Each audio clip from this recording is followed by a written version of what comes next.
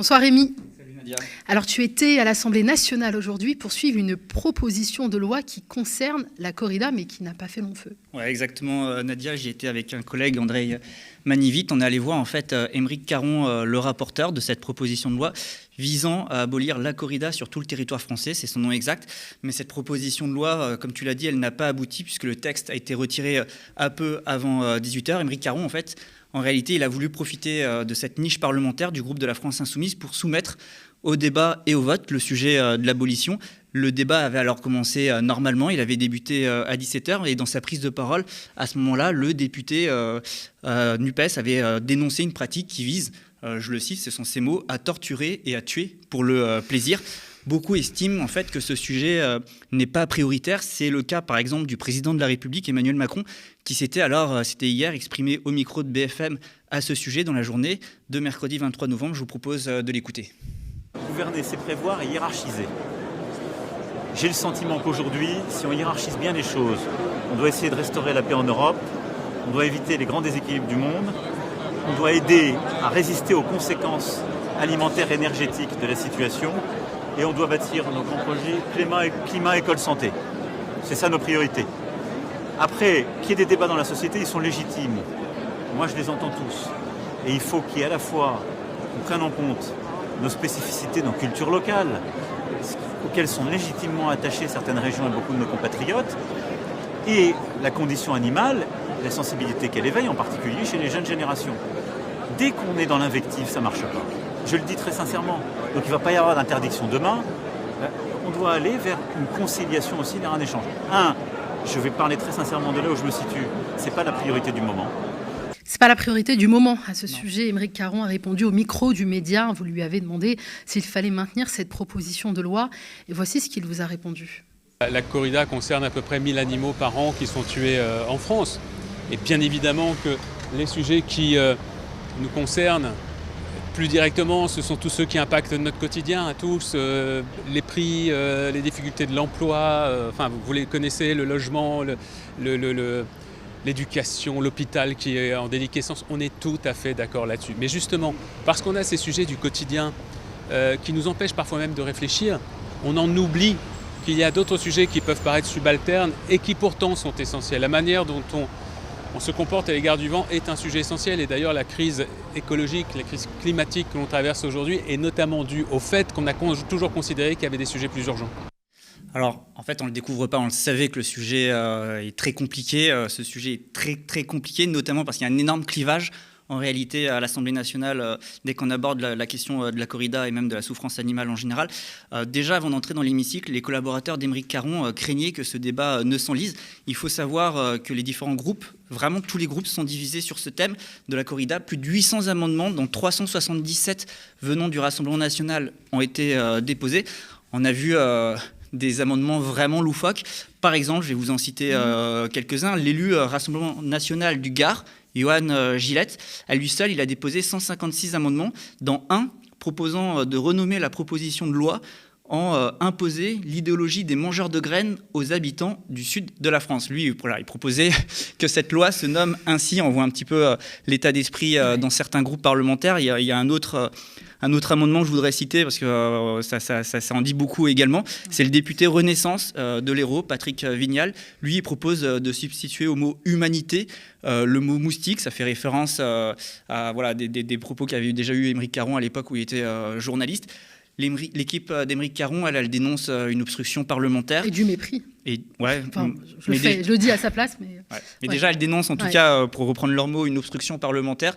Ils disent en fait qu'à travers ces amendements, le but, c'est d'empêcher la discussion, le débat et même le vote. Parce qu'il faut savoir qu'il y a un jeu qui est vraiment joué par certains élus pour ralentir le processus législatif, le processus parlementaire. Si le débat, en effet, il dure trop longtemps, que les députés, ils n'ont pas le temps en fait de voter le texte avant minuit, bah alors en fait il n'est plus possible pour eux de le voter dans le cadre de la niche parlementaire qui s'arrête vraiment à minuit. On ne peut pas non plus débattre dans ce cas des autres propositions de loi derrière. Il faut alors attendre, ça veut dire l'année prochaine, pour reproposer cette loi au débat. L'enjeu c'était donc vraiment de tenir ce délai, de finir avant minuit. Et ça c'était pas possible, hein. Ils s'en sont bien rendus compte à la France Insoumise. C'est la raison du retrait.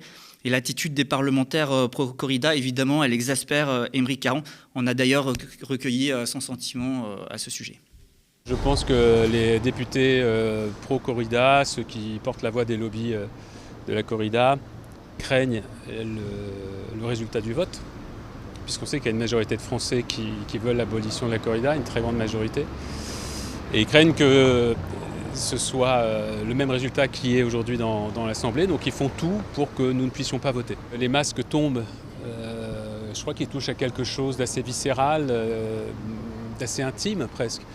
Et on voit en effet des gens qui se dévoilent. Parce que de toute façon, le rapport qu'on peut avoir aux vivants, aux sensibles, à un animal dit quand même beaucoup de choses de vous. Et on voit que là, d'abord, il y a des gens qui, effectivement, expliquent clairement que la souffrance animale ne leur importe pas. Et puis on a vu effectivement des alliances politiques particulières avec des gens qui travaillent leur électorat, tout simplement. Et qui, là encore, nous expliquent très clairement que leur carrière politique passe avant des convictions ou l'intérêt du peuple, ou l'intérêt du vivant, ou l'intérêt de l'écologie. Alors là, il nous a dit que la majorité des Français étaient favorables à l'abolition de la corrida. En fait, il fait référence là à un sondage notamment de l'IFOP qui a été publié le week-end dernier dans le JDD, qui dit que 74% des Français seraient même d'accord avec lui, donc avec cette abolition, se déclarant donc favorables à l'interdiction de cette pratique, ce qui est quand même assez paradoxal quand on sait ce chiffre. On peut se demander pourquoi certains parlementaires s'obstinent autant à s'opposer à cette abolition. Cette proposition de loi, elle ne fait pas non plus l'unanimité dans la NUPES.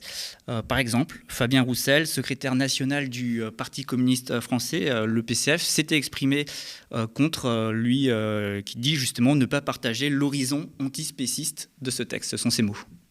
Vous tiendrez sur la question de l'interdiction de la corrida ? Non, je voterai contre l'interdiction de la corrida, car non pas parce que je défends la corrida, mais parce que je pense que ce qu'il y a derrière la corrida, c'est le rapport entre l'homme et l'animal, l'homme et la nourriture. Des peintres, des artistes se sont penchés sur cette question.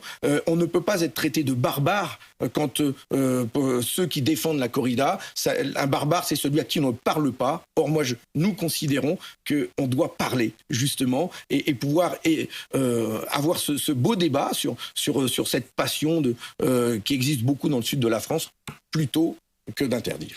Et vous avez aussi recueilli la réponse salée d'Aymeric Caron au député du Nord.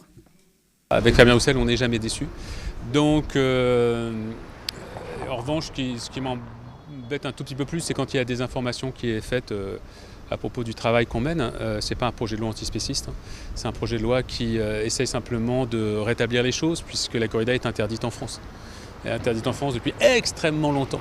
Partout, sauf dans quelques endroits qui ont obtenu une exception. Des localités dans lesquelles on considère que la souffrance animale tout à coup n'a plus d'importance. Voilà, c'est juste une anomalie qu'on essaye de réparer.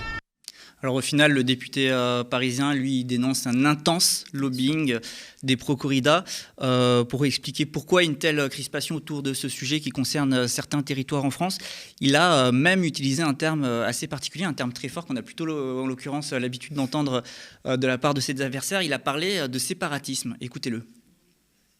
La corrida existe parce qu'il y a des gens dans le sud-est, dans le sud-ouest qui nous expliquent qu'ils ont une relation tout à fait particulière avec l'animal, une relation que vous et moi on ne peut pas comprendre, donc quasiment une spiritualité dans leur manière de traiter le taureau, que la violence c'est pas vraiment de la violence.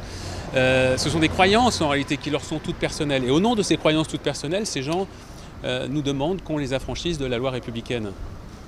En ce sens, c'est une forme de séparatisme. Bon, finalement, il a annoncé être contraint en fait par c'est la réalité de tous ces amendements et de ce débat compliqué, être contraint de retirer son texte.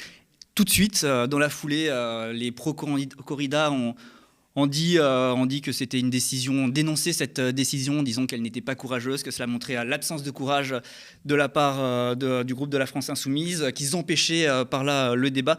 C'est un peu l'hôpital qui se moque de la charité, vu que venant de députés qui ont empêché en réalité le débat en submergeant le Parlement d'amendements hors sujet, puisque le retrait justement en est la conséquence.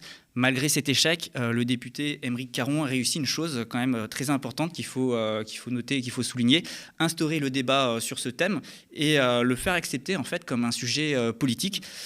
Je le précise également, quand on était devant l'Assemblée nationale, il y avait un rassemblement aussi anti-corrida.